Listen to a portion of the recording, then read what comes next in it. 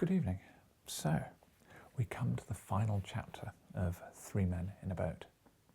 Now, I mentioned when I first started this that this was a book for my sister and her nephew. The main reason for this being that this particular copy was my granddad's favourite book, and at the start of it there is an inscription to him in 1947 from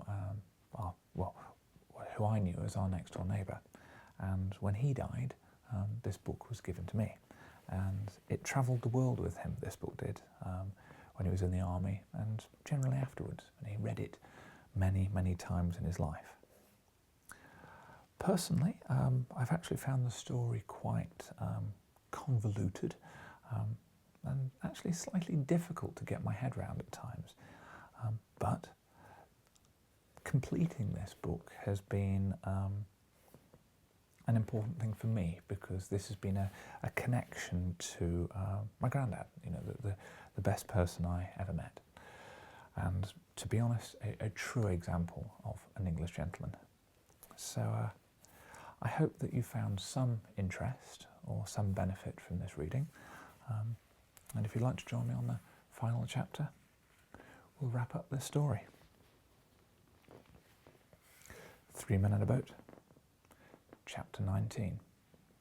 Oxford, Montmorency's idea of heaven, the hired upriver boat, its beauties and advantages, the pride of the Thames, the weather changes, the river under different aspects, not a cheerful evening, yearnings for the unattainable, the cheery chat goes round, George performs upon the banjo, a mournful melody, another wet day, flight, a little supper and toast. We spent 2 very pleasant days at Oxford. There are plenty of dogs in the town of Oxford. Montmorency had 11 fights on the first day and 14 on the second. Evidently he thought he'd gone to heaven. Among folk too constitutionally weak, or too constitutionally lazy, whichever it may be, to relish upstream work, it is a common practice to get a boat from Oxford and row on down. For the energetic, however, the upstream journey is certainly to be preferred. It does not seem good to be always going with the current. There is more satisfaction in squaring one's back and fighting against it, and winning one's way forward in spite of it. At least so I feel when Harris and George are sculling and I am steering. To those who do contemplate making Oxford their starting place, I would say take your own boat, unless of course you can take somebody else's without the possible danger of being found out. The boat that as a rule are let for hire on the Thames above Marlow are very good boats. They are fairly watertight, and so long as they're handled with care, they rarely come to pieces or sink. There are places in them to sit down, and they are complete with all the necessary arrangements, or nearly all, to enable you to row them and steer them. But they are not ornamental. The boat you hire up the river above Marlow is not the sort of boat in which you can flash about and give yourself airs. The hired upriver boat very soon puts a stop to any of that sort of nonsense on the part of its occupants. That is its chief, one may say its only, recommendation. The man in the hired upriver boat is modest and retiring. He likes to keep on the shady side underneath the trees, and to do most of his travelling early in the morning or late at night, when there are not too many people about on the river to look at him. When the man in the hired upriver boat sees anyone he knows, he gets out on the bank and hides behind a tree. I was one of the party who hired an upriver boat one summer for a few days' trip. None of us had ever seen a hired upriver boat before, and we did not know what it was when we did see it. We'd written for a boat, a double sculling skiff, and when we went down with our bags to the yard and gave our names, the man said, "Oh yes, you're the party that wrote for the double sculling skiff. That's all right. Jim, fetch round the Pride of the Thames." The boy went and reappeared 5 minutes afterwards, struggling with an antediluvian chunk of wood that looked as though it had been recently dug out of somewhere and dug out carelessly at that, so as to have been unnecessarily damaged in the process. My own idea, on first catching sight of the object, was that it was a Roman relic of some sort. A relic of what, I don't know, possibly a coffin. The neighbourhood of the Upper Thames is rich in Roman relics, and my surmise seemed to me a very probable one, but our serious young man, who was a bit of a geologist, pooh-poohed my Roman relic theory and said it was clear to the meanest intellect, in which category he seemed to be grieved that he could not conscientiously include mine, that the thing the boy had brought was the fossil of a whale, and he pointed out to us various evidences proving it must have belonged to the pre-glacial period. To settle the dispute, we appealed to the boy. We told him not to be afraid, but to speak the truth. Was it a fossil of the pre-Adamite whale, or was it an early Roman coffin? The boy said it was the pride of the Thames. We thought this was a very humorous answer on the part of the boy at first, and somebody gave him 2p as a reward for his ready wit. But when he persisted on keeping up the joke, we thought too long, and we got vexed with him. "Come, lad," said our captain sharply, "don't let us have any of that nonsense. Take your mother's washing tub home and bring us a boat." The boat builder then came up and assured us, on his word as a practical man, that the thing really was a boat. In fact, the double-sculling skiff selected to take us on our trip down the river. We grumbled a good deal. We thought that he might, at least, have had it whitewashed or tarred, or had something done to it to distinguish it from a bit of a wreck, but you could not see any fault in it. He even seemed offended at our remarks. He said he'd picked us out the best boat of all his stock, and he thought we might have been more grateful. He said the Pride of the Thames had been in use just as it stood now, or rather as it hung together now, for the last 40 years, and to his knowledge nobody had complained of it before, and he did not see why we should be the first to begin. We argued no more.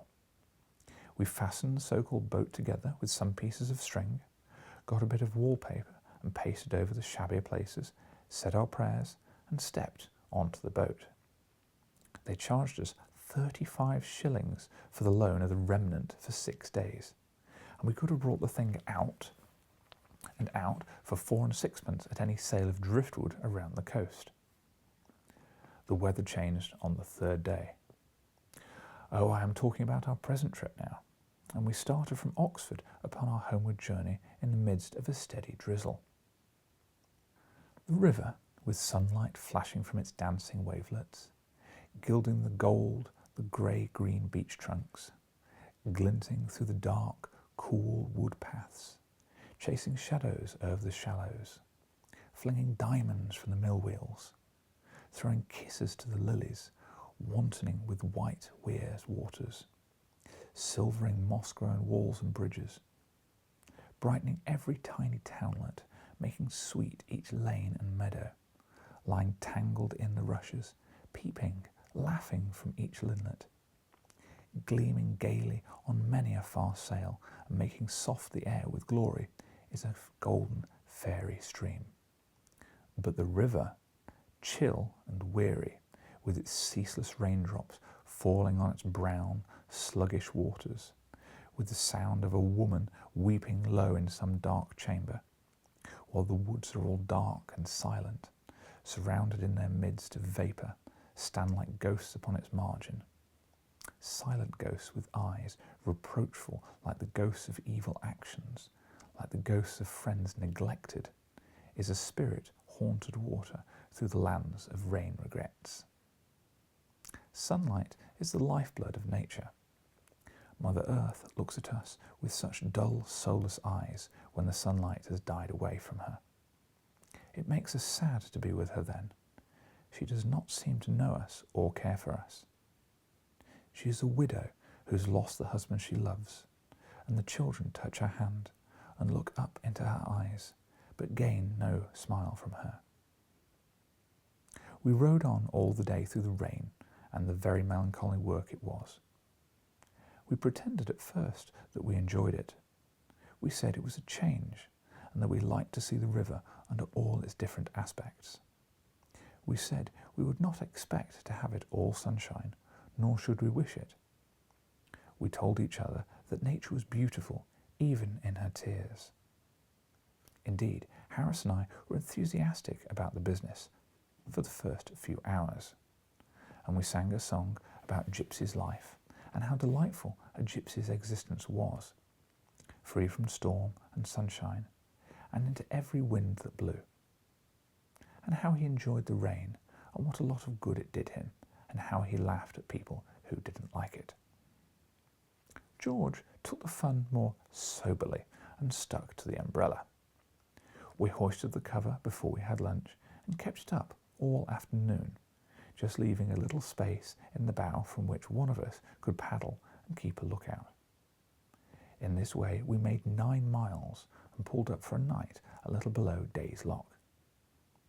I cannot honestly say we had a merry evening. The rain poured down with quiet persistency. Everything in the boat was damp and clammy. Supper was also not a success. Cold veal pie, when you don't feel hungry, is apt to cloy. I felt I wanted whitebait and cullet. Harris babbles of soles and white sauce, and passed the remains of his pie to Montmorency, who also declined it, and apparently, insulted by the offer, went and sat over at the other end of the boat by himself. George requested that we would not talk of these things at all, and until he had finished his cold-boiled beef without mustard. We played penny snap after supper, and we played for about an hour and a half, by which time George had won 4pence. George is always lucky at cards, and Harris and I had lost exactly 2pence each.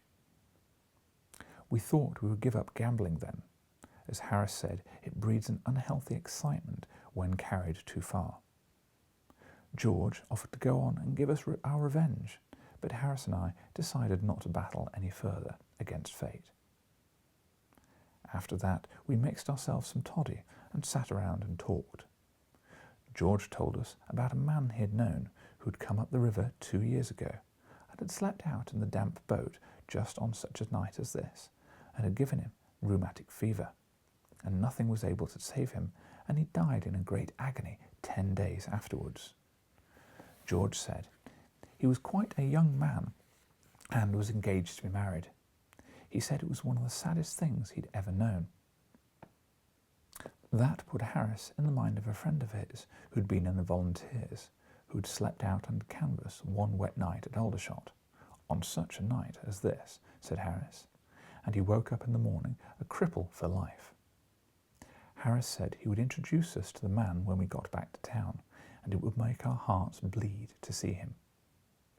This naturally led to some pleasant chat about sciatica, fevers, chills, lung disease, and bronchitis. And Harris said how very awkward it would be if one of us were taken seriously ill in the night, seeing how far away we were from a doctor. But there seemed to be a desire for some frolicsome to follow up this conversation, and in a weak moment I suggested that George should get out his banjo and see if he could not give us a comic song.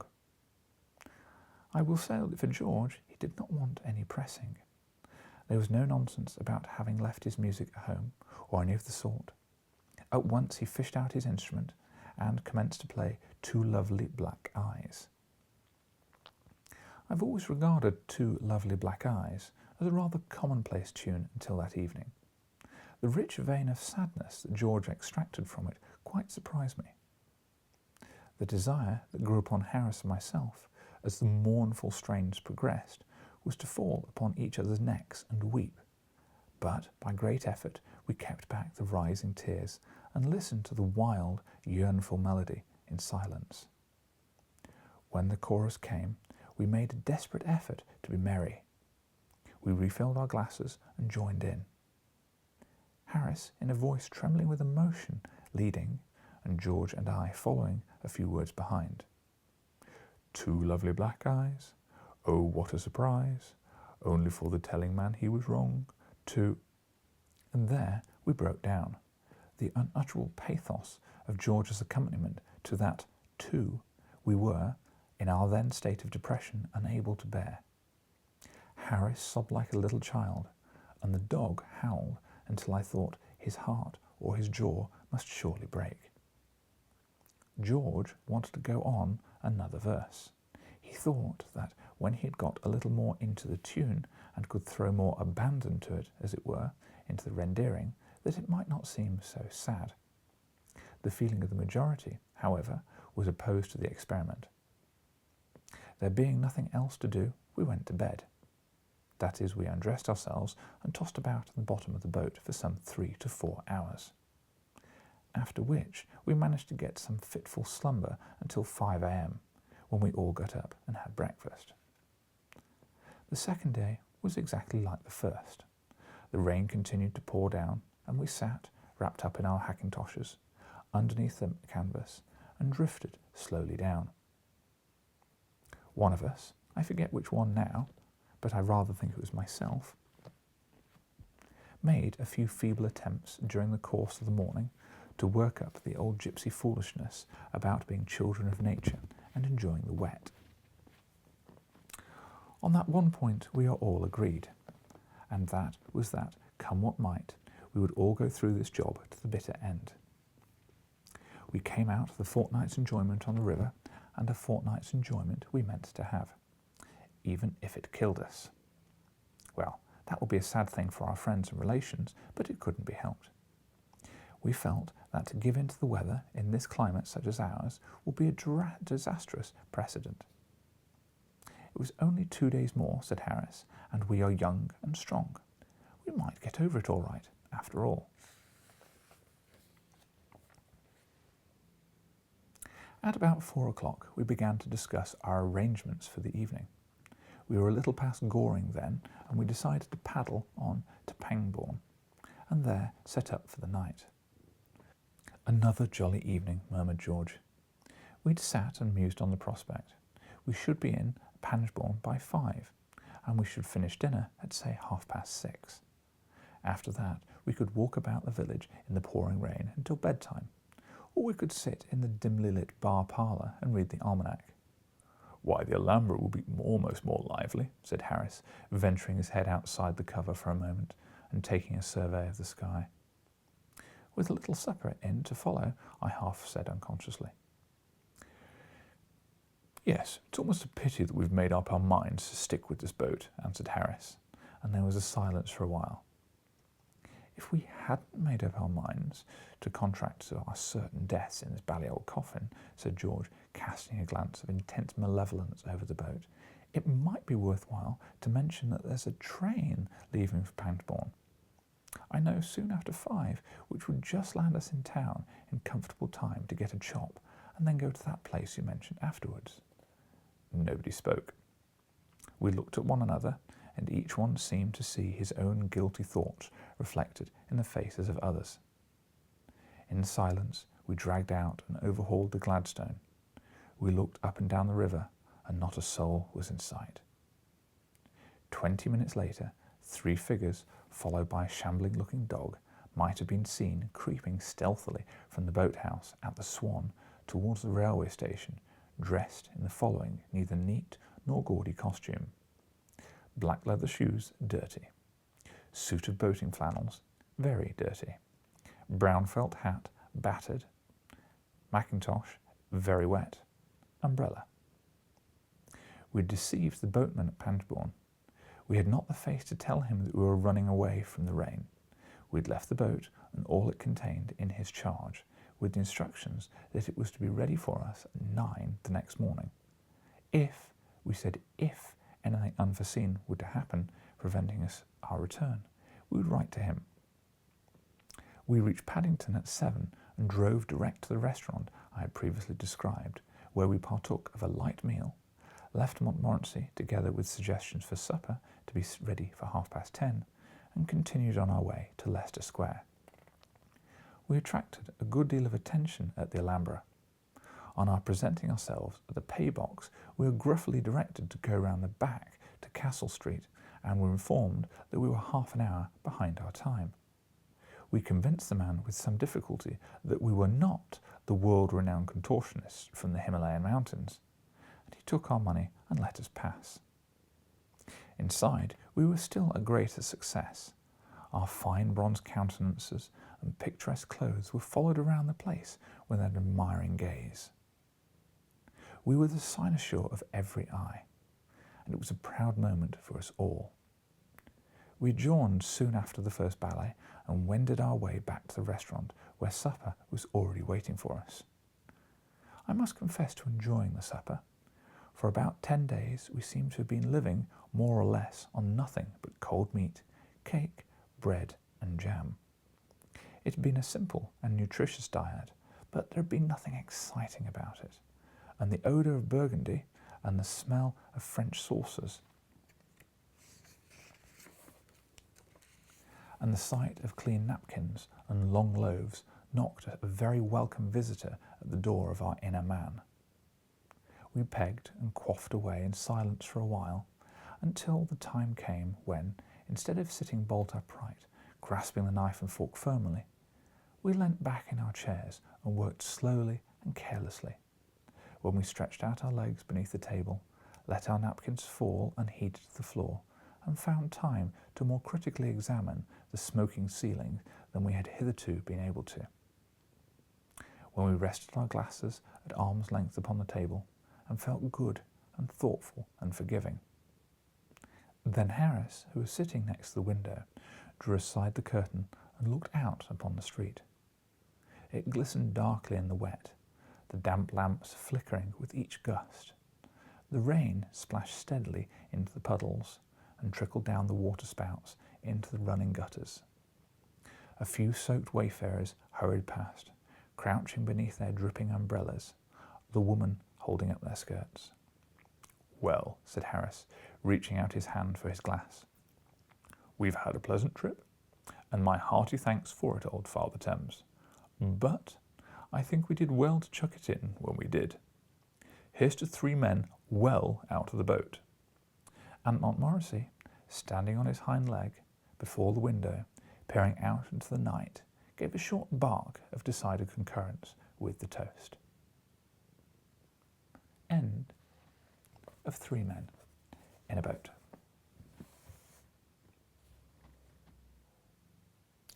Well, that was a journey, personally, for me. I must confess, I don't fully see why my granddad loved it so much, but I am glad from my side of things that it has been read and I've had that small connection with him.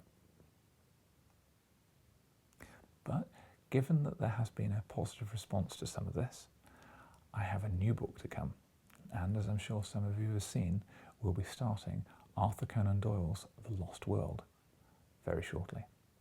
Take care of yourselves, and we'll see you soon. Cheerio.